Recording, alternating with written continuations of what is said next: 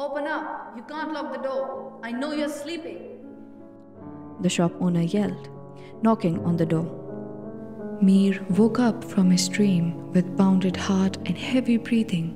His saliva was all over the table and pages. None of his body parts were moving except his eyes.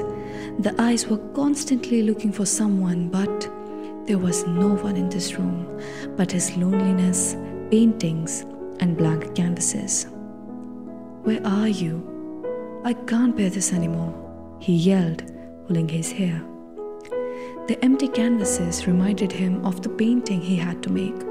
He got up and picked up all the necessary materials without any delay and started painting. The stomach grumbled and the hand stiffened. The head can fall from the body at any moment, but slavery is inevitable for death. Meer first made a rough sketch with a pencil to visualize what he has to paint, then went for the different tonal values.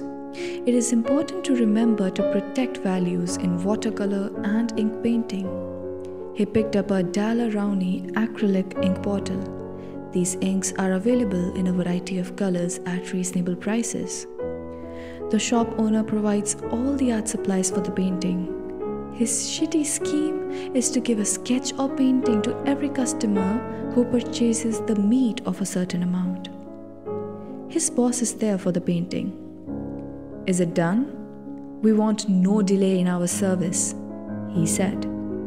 The painting is about to end, but not Meer's suffering. Sleep is still dripping from his face. The eyes are barely open, twinkling like a dim light. He rubbed his eyes and said, "A little left here and there, and will be done soon, sir." The owner left. "If I hadn't made the mistake that day, today I would be looking for her," Meer shouted and slammed the door shut.